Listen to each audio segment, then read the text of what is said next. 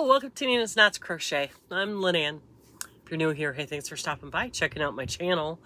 My channel? Well, it's all about crochet. Sometimes we talk about yarn or something fun happening in the yarning community, or we just talk. Today, since it's Tuesday, we're going to talk about Tunisian crochet. My Tunisian tribe, you know who you are, the ones who stick with me on Tuesdays for all things Tunisian. Returning subscribers, thanks so much for coming back. Even if you don't like Tunisian crochet, I know there's some of you that just watch it just to see what I'm rambling about. And I do. I appreciate each and every one of you. So today we're going to talk about moving forward with Tunisian Tuesday. I've had a lot of people say, keep going, and I'm going to. I love Tunisian crochet. It's just an interesting, new to me skill. I never heard of Tunisian crochet until about a year and a half ago. And Jackie from Crochet ADHD kind of introduced me to it. And I've been hooked ever since. If you struggle with crochet and Tunisian crochet meshing, they don't. They're two different skills. You get a more knit-like look from Tunisian crochet. Yeah, there's a lot of problems with, or I shouldn't say problems, a lot of issues with it that you don't encounter with regular crochet. One is the curling, and everybody's like, how do you stop the curling? How do you stop the curling? In Tunisian crochet, there really is no completely stopping the curling. It's because you only work in one direction. You do a forward pass and a return pass for one row. So anyway, I love Tunisian crochet. I'm loving exploring all the new things out there.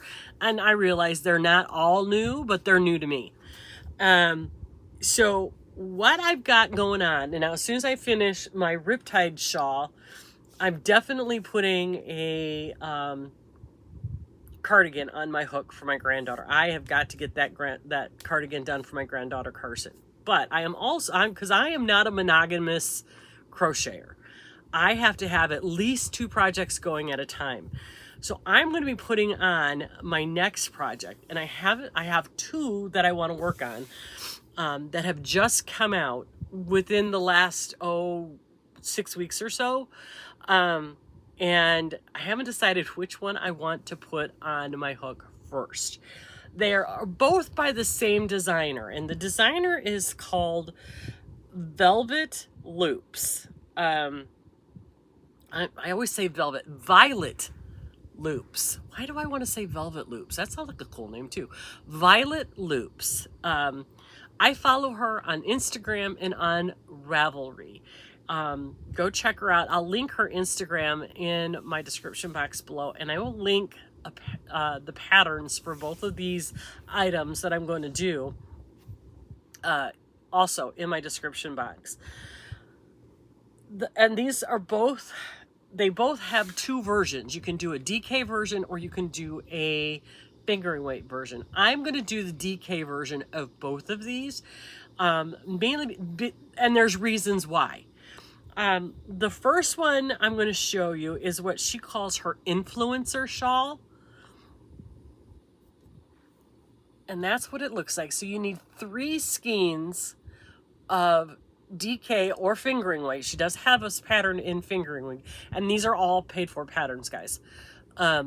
So this is the influencer shawl. And it looks like knit. I love the look of it. It's supposed to be not very difficult. It says the influencer shawl is a bold and modern Tunisian crochet design featuring clean lines and striking geometric color blocking. Worked from end to end, just 3 skeins, this shawl combines simplicity with visual impact through approachable intarsia techniques. The rhythmic increase and decrease make for an engaging, meditative product, while generous wingspan and fluid drape create a wearable statement piece. She has this as a level easy, and you have to know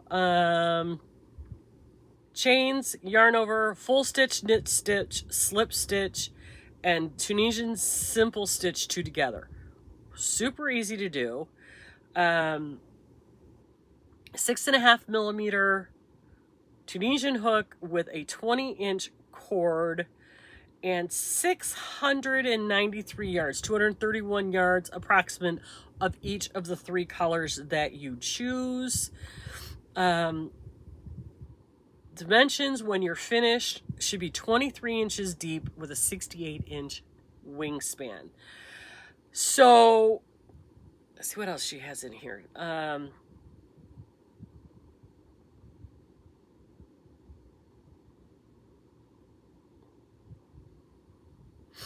Basic notes. It's worked flat.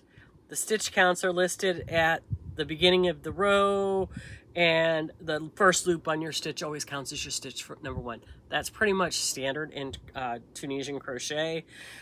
She has a couple of different videos that are linked, hyperlinked in the pattern, for how to do the Tunisian knit stitch, how to do Tunisian full stitch, and how to do a Tunisian knit 2 together. So it seems like a pretty straightforward pattern. There is a chart with your stitch counts if you are one of those kind of people that might like charts, which I'm starting to think I'm really liking those charty things. So I don't think it's going to be difficult. I think it'll go pretty fast. You're using a big hook and thicker yarn. It's not tiny yarn. The yarn that I picked out, and I picked this out for a reason for this shawl. First of all, I heard about this designer for the first time from Ray on Needles at the Ready. He was talking about a shawl he did. I can't even remember the name of the one. The river something, I don't remember, but it was using the honeycomb stitch, I think, and it was one of her patterns. And from there, I kind of got sucked down the rabbit hole of her Instagram and on her Ravelry account, and I found this. And so, because I was so heavily influenced by Ray, and this is called the Influencer Shawl, I thought, why not? Let's double dip this thing, and I'm going to use Needles at the Ready yarn. I purchased this last year, and I have 2 of each of these colors.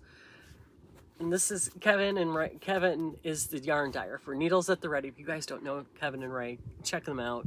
They talk everything from yarn buying to spinning to crochet to felting to knitting. They're predominantly knitters, but they do a lot of crochet. They do a lot of everything, and they're really fun to watch. And they only come out every 2 weeks, and I wait for those 2 weeks waiting for them. I always wait because I like them. Anyway, so this first color is called Oak Moss. It's a 100% superwash merino 4-ply, and it's just a really pretty mossy green. You probably get a better view of it over here because the camera wants to blow out a little bit. And then this color is called Snowy Forest, and it's got those green tones in it, even though some of them are a little bit more tealy, a lot of rust and brown, and there's some gray in there. So pretty. So I have 4 of these. So I could do this.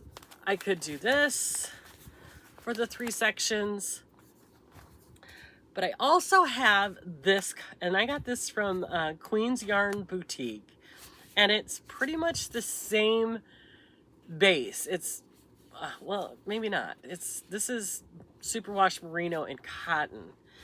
But I think, do you think I could put those together? I don't know. This is 231 yards. The color is plum.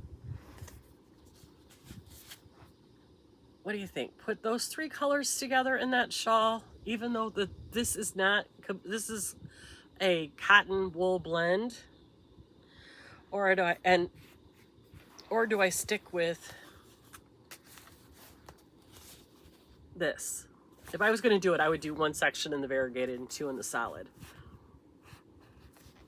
What do you guys think? And then, this, influenced by Ray, dyed by Kevin, I can enter this into their summer-long Let's Hear It for the Boys mal, where you just do something either by a male dyer or a male pattern, or make it for a man in your life. Well, these are Needles at the Ready yarn. That's a male dyer, right? And I was influenced by Ray, so I think this hits the Let's Hear It for the Boys. So if I did that, or should I throw in the purple, even though it's not the same fiber? Let me know what you think. I'm probably going to lean towards this. I think I'll just do 2 sections of the solid green, with the section in the center being the variegated. I think that's kind of what I'm going to go for. Then the second project she has out that I really want to get this one. Let's see if I can find it. This one is called the Full Fade Cowl, and it is so pretty. Again, she used DK minis, a mini set, and in this it says you need 231 yards. It's a fashionable layer of warmth and texture to your wardrobe. The Full Fade Cowl. It makes the perfect accessory for winter. It's going to be a gift. I don't do winter. The opening is designed uniquely to fit close to the neck. It's a unisex cowl. It turns out beautiful in one color, or mix it up with mini skeins to create a striped ombre effect. This one she has marked intermediate, because you can either do this in the round or flat and sew it up. She does have instructions on how to do both. I think I am going to do it in the round because I'm learning that technique and I want to practice on it. This version she used 49 different minis to make that version. Let's see, this one she used just a regular 1 skein, 100 grams of another type of DK yarn. But because I'm going to do it in the round, I got to have 2, right? So what I thought I would do is, I have it hanging. I have my little flower bag that I picked up local yarn shop day. This is the Fiber Turtles bag. I love this bag. So what I thought I would do is, I have this fade set that I got when Astor Fiber Co. was going out of business, with these beautiful colors. And I thought I would use, oh, there goes my hair. I would use this as, you know, either the return pass or the forward pass. Probably the return pass. And then use these out as my forward pass until it fit the whole thing. I have a second pack of these. I don't remember what it says on here. Yeah, I don't know. It doesn't tell me. I think these are 20 gram minis. So I don't know that I have enough to do, even though I have 2 packages of these. There's just not enough, I don't think, to do. She used 49 minis. What did she say? 49. Yeah, 49 20 gram minis. So I don't have enough. So I'm going to have to do back and forth in with these. And I do have a second package of these to use. This is their Superwash Merino fingering weight. This is their fingering weight. Well, I guess I'm doing the fingering weight. Let's get the fingering weight version out. There's a fingering weight. I have it. If I could type. There we go. Okay, this is the fingering weight. That's the I like. She like did that with blues and purples. I think that's really pretty. Okay.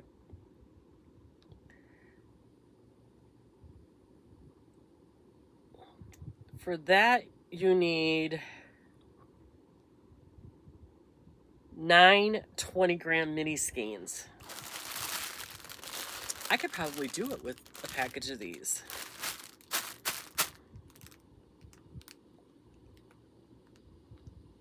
$720 yards or 9 20-gram mini skeins, she says, with a 5 millimeter hook. Let's see if I can find it. She did it. Here's another version. Isn't that cute? I think that's the picture that influenced me the most.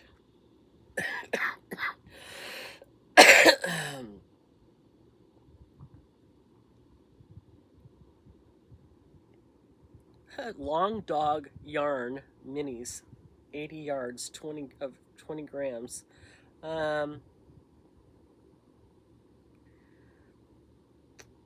And you can, according to this, you can adjust the size. If you want it longer or shorter. I mean, if you don't want it to be as long, you can adjust it down to 640 yards for 18 inches long. You know, so it's totally customizable. And like I said, she says this is an intermediate pattern because you're working in the round. And I intend to work in the round. So I think I'm going to go with my original thought with this and this together. I think this is what I'm going to do. I love this color palette. Isn't that gorgeous? So much fall. Again, this is going to be a Christmas gift, probably for my daughter-in-law because these are her colors. So Brittany, if you're watching, never mind, you didn't see this. So that is the second one, and that'll probably get put on later after I finish the influencer shawl. I want to do that one first. And on her Ravelry page, on Violet Loop's Ravelry page, she has a lot of really beautiful, even regular crochet. She's not limited to Tunisian crochet. If you are looking for a new to you designer, her name is Jennifer, and I love her Instagram account. Let's see what else has she got here. Oh, here's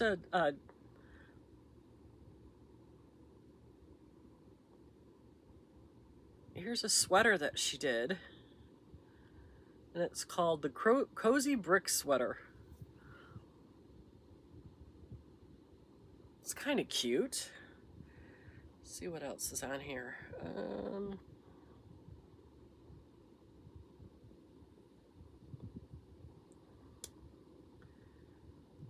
She just a lot of people are finishing up her sampler sweater, which I don't know. She has a influencer sweater. If you want to do a full sweater, you can do a full sweater. What else has she got? That's not what I wanted to do.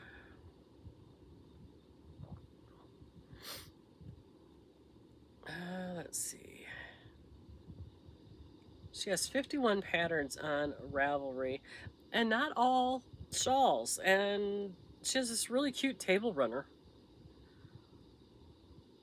It's called, what's it called? Ember Diamond Table Runner. I mean, it's a crochet pattern. That's really cute. That is really, really cute. So, new to you, new to me. These are the two next Tunisian projects I'm going to be putting on my hook. Now, let's talk a little bit. We're going to get in our future machine. We're going to time machine it forward a little bit. Who's interested in making a pair of Tunisian socks? Anybody? Anybody? Bueller? I think in late October, November, I am going to put a pair of Tunisian socks on my hooks. And maybe if I find the right pattern, if I find the right inspiration, we might make it a crochet along with weekly lives to talk about it. What do you guys think? Anybody interested in making socks along with me? I think I want to try. I have never made a pair of socks. I have never made a pair of slippers. I keep saying I'm going to do it, and I never do. And I think I'm going to give myself the little bit of push outside of my comfort zone, and I'm going to try to make a pair of Tunisian socks. I have enough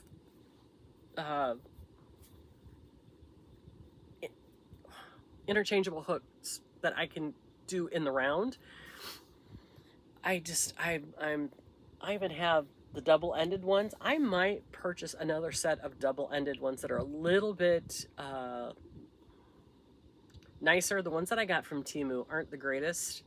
I might invest in a decent set of double-ended Tunisian hooks so that I can do a really nice pair of socks. I want to make them for Tom. I've been telling him I'm going to make a pair of socks for the longest time. In the winter, his feet are always cold.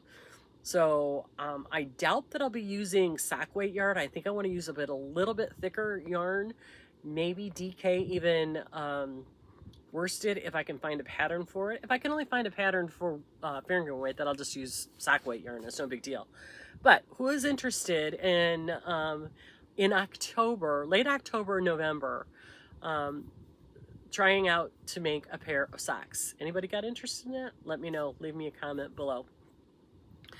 So you guys, that's that's what's going on in my Tunisian world. I am working on a test pattern for Jackie, but I should have that finished here in the next week or so, few days anyway. I told her I would have it done by the 15th. I don't know that I'm going to have it done by the 15th, but I think I'll be far enough along where she'll see what she needs to see out of the pattern. And when I do get it done, I'll be glad to show you. But right now, I'm not allowed to show you. You know how things are with test patterns. If it doesn't work out, she doesn't want you to know that it didn't work out. So anyway, and it's not, I think it's going to work out. I think this one is a winner. So I really like it, and we're going to keep going with it. So anyway.